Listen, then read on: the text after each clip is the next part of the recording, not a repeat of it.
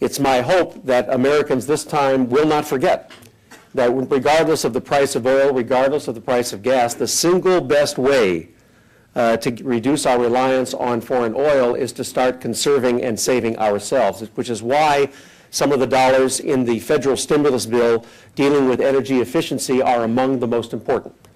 That, as well as investing in wind and in solar. I mean, think about this, for example. There is, the last time I checked, take about, I think it's 20 minutes of sunlight in the United States today. Those 20 minutes of sunlight would power every home on Earth for a year. 20 minutes of sunlight. That's why IBC Solar here in Cleveland or First Solar in Perrysburg are such important investments. It's why Garland, Fluor, and Tremco are investing in photovoltaic roofing cells, and the Ohio Third Frontier has given them money to do it.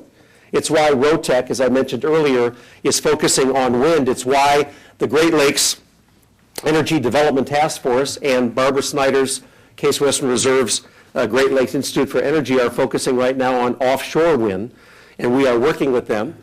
I think many of you know at this very moment, the state of Ohio is leading negotiations with a major international wind manufacturer who is looking at the possibility of doing their first offshore wind project in the world right here in Cleveland, 3 miles off Lake Erie. Parker Hannifin is developing a high-speed brake for wind turbines. Aristine has a technology that breaks down cellulose into very small particles for use in ethanol production.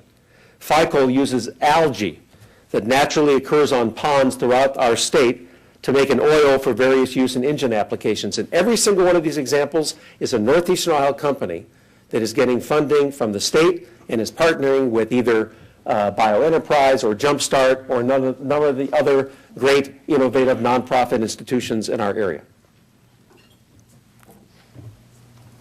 Lee, I can't imagine a lieutenant governor who brought to the table as much as you bring to the table for us.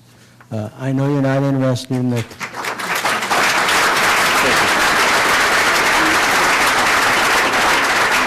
You have all the qualifications for the president to consider you for the commerce position. But my question is, what degree of comfort or optimism do you have about Ohio getting its fair share of the stimulation package that's going to be signed on Monday? Well, there's a combination, Vic, of good news and bad news in that stimulus package. The good news is that I believe it will pass on Monday and be signed into law, and we need this money and we need it quick. It is not a perfect bill, as President Obama says, and Governor Strickland and I are particularly concerned and at the moment disappointed that the $25 billion earmarked for the states has either been taken out or has been largely diminished. We think that is a serious, serious mistake. The reason we think it's a serious mistake is that we have the ability to get this money out into the community probably faster than any other governmental vehicle, and we believe that it will create jobs and also create the safety net.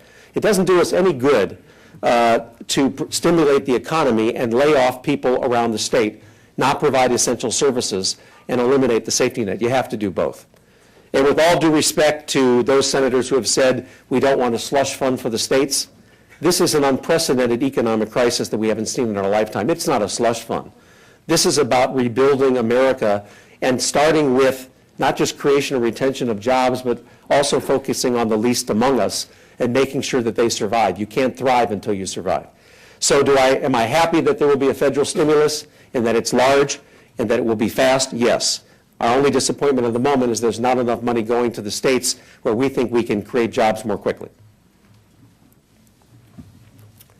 Thank you for sharing your wonderful vision, Lee.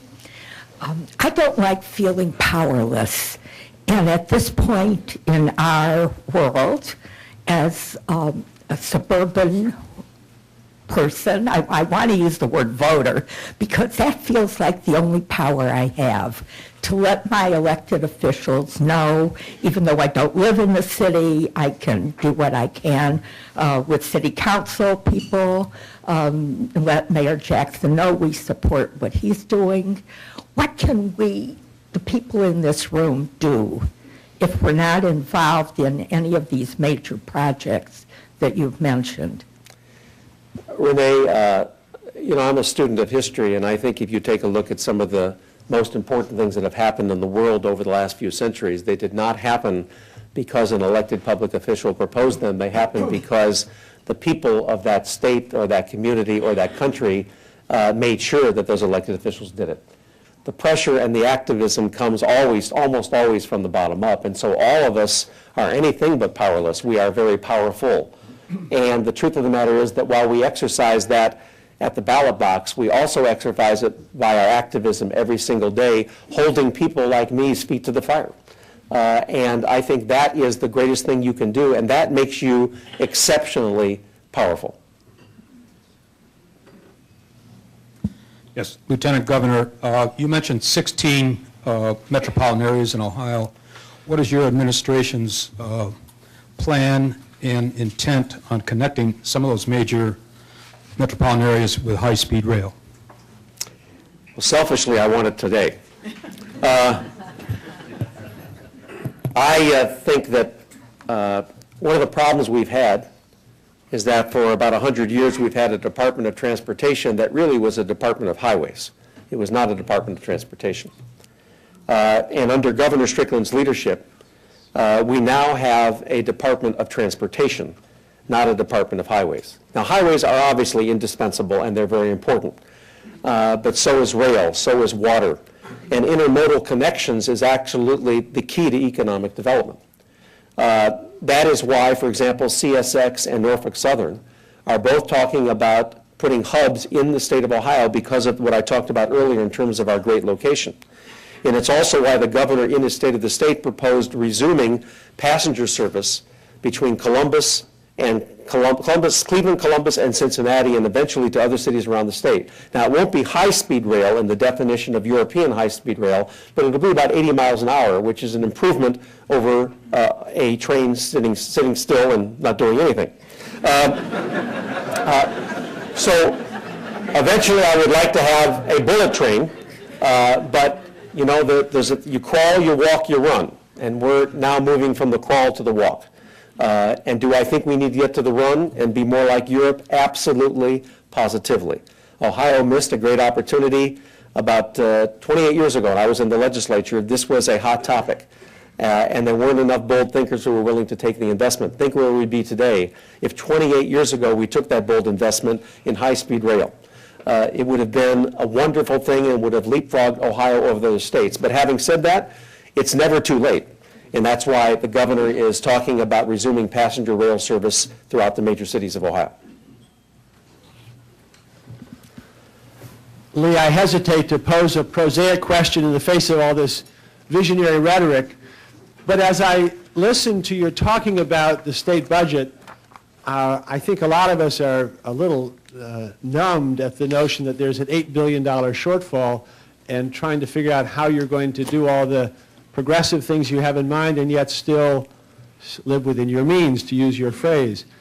And as I listen to your remarks, the one place where I hear a contraction of state cost is in cutting 10 to 20% of many departments. And I wonder if you could visit that some and help us understand what that means. I think of something like corrections, and I think, well, how do you cut 10 to 20% out of corrections? Or really any department in the state, how do you back down that intensely on what you're already doing? Well, Rick, first I think you know that budgeting is these days a choice between the good guys and the good guys. So these are rarely easy decisions. But when I talked about our Government Accountability Project, I'm talking about, for example, doing the same thing that Mr. Michener asked me about with cities. We need to do among state departments. We need to consolidate and share our back office services. There's no reason why every department has to have the same IT, the same fiscal. We can be sharing, and that's true with the boards and commissions as well, so we can save lots of money. We went to the Department of Transportation. We found that one of our greatest costs in transportation today, or in the Department of Transportation, are change orders. Somebody gets the contract, they start changing, and it starts going up and up. And guess what? Until now, the director of the Ohio Department of Transportation never signed off on those change orders.